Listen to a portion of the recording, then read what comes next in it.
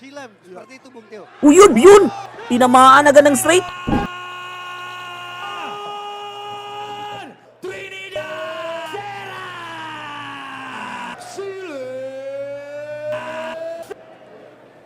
Ni Erson Trinidad versus Salim. Ito ay bakbakan ng Pilipinas versus Indonesia, mga idol. Bakanteng titulo ng OPBF idol, silver. Pinaglalabanan pala dito ng dalawang boksingero, mga idol, silver. Sa Super Flyweight Division, Ilorte Boxing Promotions.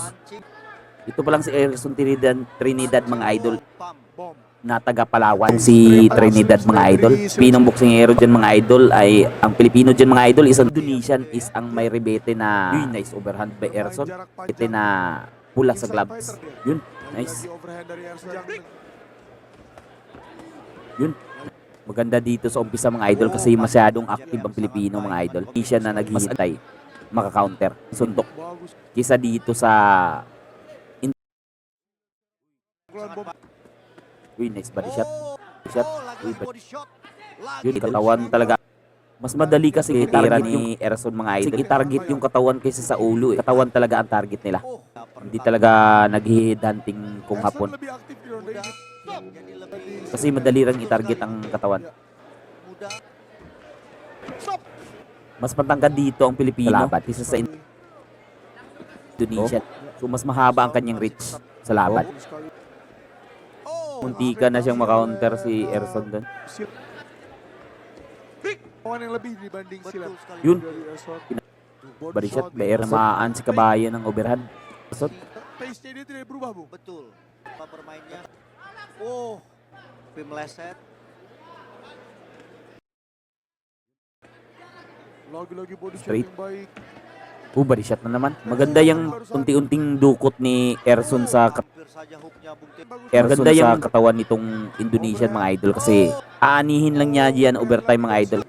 Oh, body shot. Idol is ginanap sa Bali, Indonesia. Uy. Yun, nadali ang Indonesian sa inside. Erson sa kanang mat. Dahil ata yan, ganina sa unto. Sa isang accidental. Biglang bumomba si Erson Trinidad, mga idol, kasi nakaamoy ng dugo na sugatan siya. May target na itong Indonesia. Body shot by tinitingnan nyo yung sugat ni Indonesia.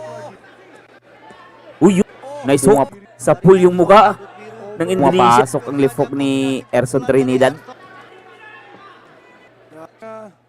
Dan juga sudah berani. Silam, seperti itu Bung Teo. Ayun, sa power ng Pinoy itong Indonesian, mga idol. Ng upper, pero dun sa straight, nadali. Delikado pa rin ang ganyang estilo eh. Baka masyado ng wild si baka madali siya sa isang counter. Pero maganda rin yan na gusto niya tapusin ang laban. Yung hilop. Dan sekali-sekali mencoba. Naka-counter si Erson, delikado din, mga idol eh. Yun, tinamaan. Marami kasing hindi tumatama din, mga second warning agad. Yang luar biasa kedua belah fighter. Luar biasa dari kedua belah. Yun. Sulit yun. Yun, straight. Yun, upper. Bagyang nalog itong Indonesian ni Kabayan, mga idol. Yun, panay Indonesian kasi nasasaktan siya sa mga power punch nitong si Oh, nasasaktan siya, mga idol. Hindi na gumaganti. Makikita natin parang babagsak na ito. O depensa na expression nitong bawat Indonesia na nitong si Erson Trinidad. Tinamaan din ng sulit si Kabayan. Lagi di ronde kelima.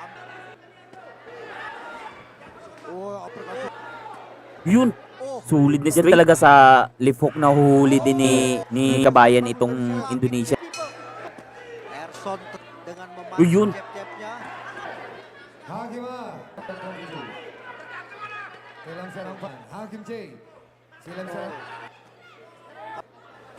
Yun, sa pool.